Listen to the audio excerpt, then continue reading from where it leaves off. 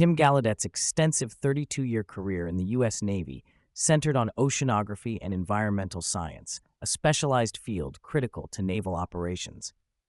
Holding 3 degrees, including a PhD in oceanography, Tim's expertise involved providing vital environmental intelligence, ranging from ocean currents and wave heights to atmospheric and space conditions that directly influence tactical decisions for Navy forces. His role particularly connected with the Navy SEALs, where environmental data is not just strategic, but often a matter of life and death. Tim explained how Navy SEAL missions, often conducted via submarine or mini-subs, are heavily constrained by temperature and other sea conditions, underscoring the intimate relationship between oceanography and elite military operations. His career spanned various ship types, including aircraft carriers, amphibious assault vessels, and hydrographic survey ships, and he also served at the Pentagon, overseeing major operational facets. Growing up in Los Angeles near the ocean, Tim's childhood love for swimming and the ocean organically led him to pursue oceanography, with early inspirations coming from his participation in annual rough water swims at the Scripps Institution of Oceanography. Securing a Naval Academy scholarship enabled him to marry his passion with his professional military career, leading to a lifetime dedicated to understanding and forecasting oceanic phenomena critical to national security. A striking theme emerged when Tim highlighted the staggering limits of our knowledge about the oceans. Despite covering 70% of Earth, only about 25% of the seafloor has been mapped in detail, leaving 75% virtually unexplored. Even more revealing was the point that only roughly 10% of the total ocean volume has been explored by remotely operated vehicles, divers, or underwater drones. These statistics emphasize how much remains mysterious beneath the waves, and Tim fervently advocated for increased funding and attention similar to that afforded to space exploration by agencies like NASA. The potential for discovery under the sea is immense.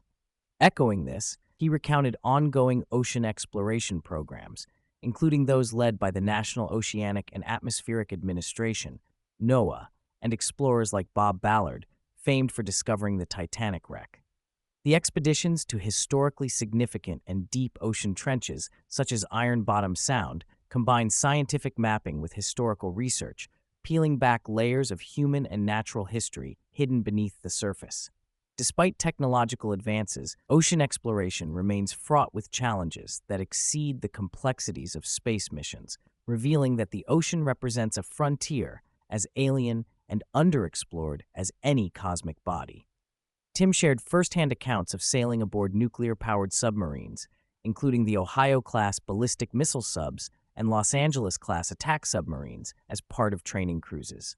His rare opportunity to board the USS Hampton in the Arctic highlighted the Navy's strategic focus on under-ice operations amid rising geopolitical tensions in the polar region. This experience gave him an appreciation for the extreme conditions, including the brutal 40-below temperatures and the logistical complexities of maintaining ice camps where submarines breach the ice.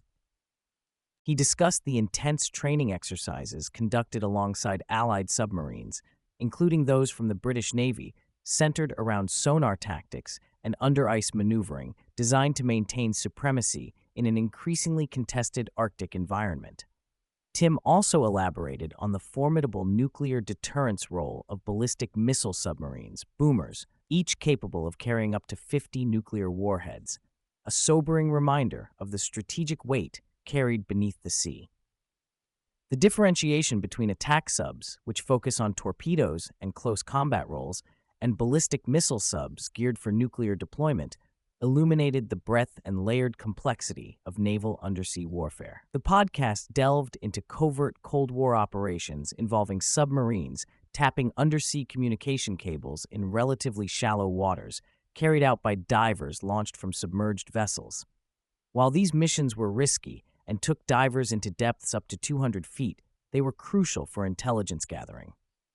Gallaudet referenced books such as Blind Man's Bluff that exposed the cat-and-mouse games of submarine espionage and described the stealth and technical prowess required for these clandestine activities. The strategic importance of acoustic signatures was emphasized, with each adversarial submarine identifiable by its unique engine and screw noises, akin to sonar fingerprints. Because revealing such information could compromise national security, these operations remain tightly classified. Nonetheless, stories of underwater encounters that defy explanation persist, including interactions with unknown, fast-moving contacts near ballistic missile submarines, raising questions about what else might exist undetected in the ocean's depths. Reflecting his deep connection to the ocean, Tim discussed his personal experiences with sharks during dives around Guadalupe Island and Fiji, where he observed great white and tiger sharks up close, often under strict safety protocols such as steel cages. He distinguished between shark species behaviorally and ecologically, explaining that while great whites rarely target humans without reason, tiger sharks and bull sharks have been involved in more aggressive incidents. Highlighting the intrinsic intelligence and environmental adaptation of these predators, he criticized figures like Ocean Ramsey for fostering misleading and potentially dangerous narratives that downplay shark risks.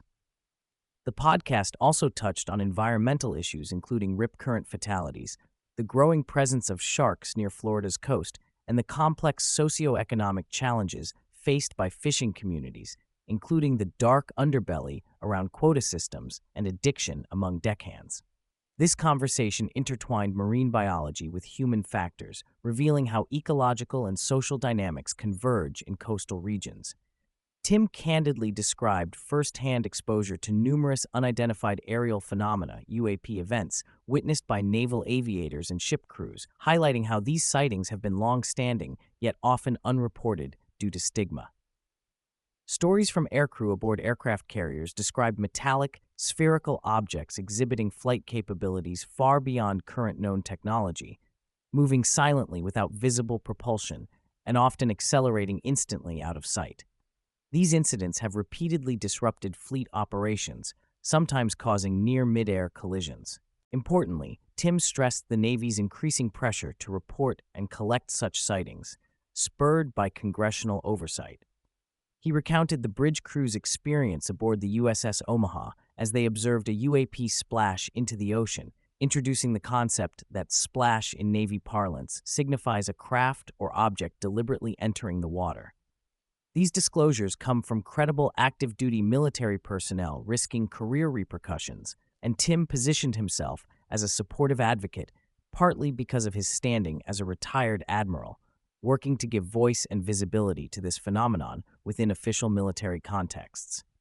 Although personally convinced that many of the UAP phenomena cannot be explained by current U.S. or foreign technology, Tim cautioned against jumping to conclusions without conclusive evidence. He revealed skepticism towards simplistic explanations, such as U.S. tech demos or adversary spy equipment being behind certain iconic incidents, like the 2004 Tic Tac event. His rationale was rooted in operational logic.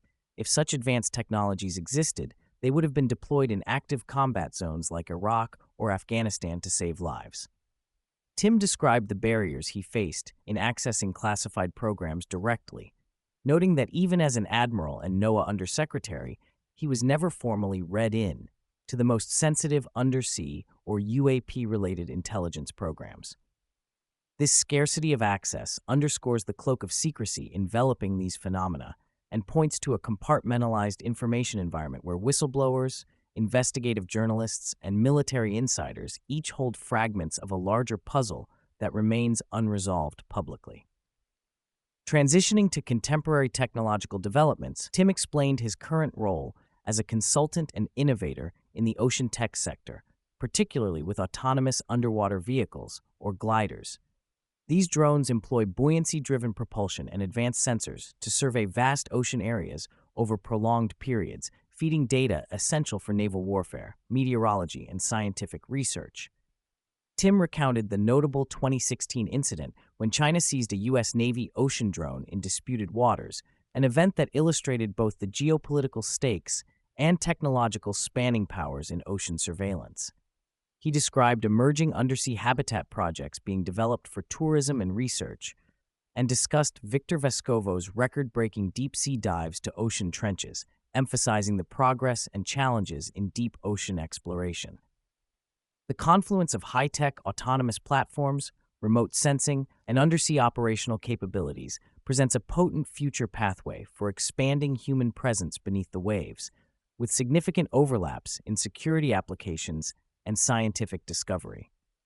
Throughout the podcast, Tim expressed his view that the sheer scale of the universe and the complexity of life on Earth make it reasonable to postulate intelligent life beyond our planet. Drawing parallels between the alien-like diversity of deep-sea creatures and the possibility of extraterrestrial life forms, he echoed arguments from thinkers like Jacques Vallée and Avi Loeb, who advocate for open inquiry into non-human intelligences. He also touched on the possibility that some UAP phenomena could be time travelers or interdimensional visitors, highlighting theories which link anomalous UFO behaviors to science fiction concepts, such as psionics and simulated realities. The discussion wove together climate and planetary studies, with Europa and Enceladus cited as prime extraterrestrial ocean worlds, emphasizing the relevance of oceanographic expertise in future interplanetary exploration and potential contact scenarios. Delving into more metaphysical dimensions, Tim and the host explored parapsychology and remote viewing as phenomena linked to non-local consciousness. Citing remote viewers like Paul Smith and the research of scholars such as Ralph Landau, they examined theories proposing that human consciousness may interact quantum mechanically with information fields, drawing intriguing parallels between data storage, thermodynamics, and dark matter. Cognitive experiments, anecdotal evidence from mediums, and studies into telepathy among twins were discussed as supporting the persistence of consciousness beyond physical death.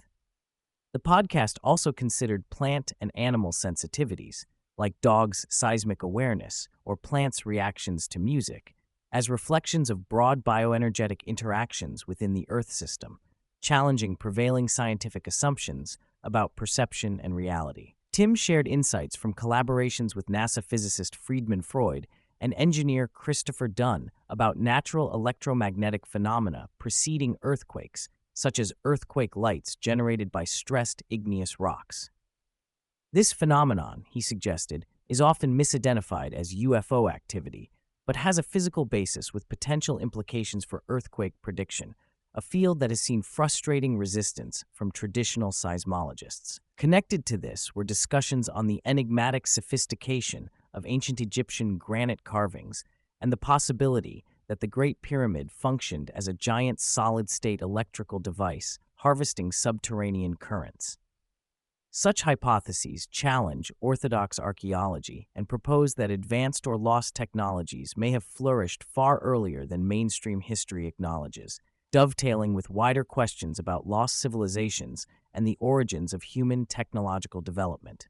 Finally, the podcast confronted the fundamental tension between secrecy, misinformation, and the public's right to know surrounding UAP and related phenomena. Tim articulated his belief that the government's classification policies stem largely from fears about national security and the perception of vulnerability, admitting that unidentified craft violate air and water sovereignty challenges notions of control.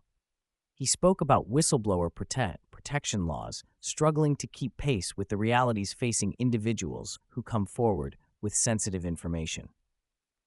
Moreover, he criticized the misinformation campaigns, disinformation from media outlets, and the stigmatization cloaking UFO discourse, all of which serve to deceive or distract the public. Tim vowed to advocate for responsible, controlled disclosure that protects critical technologies while gradually informing the citizenry about the wider reality of non-human intelligences and unexplained phenomena. For him, greater transparency is essential for both democratic accountability and humanity's collective understanding of its place in the cosmos.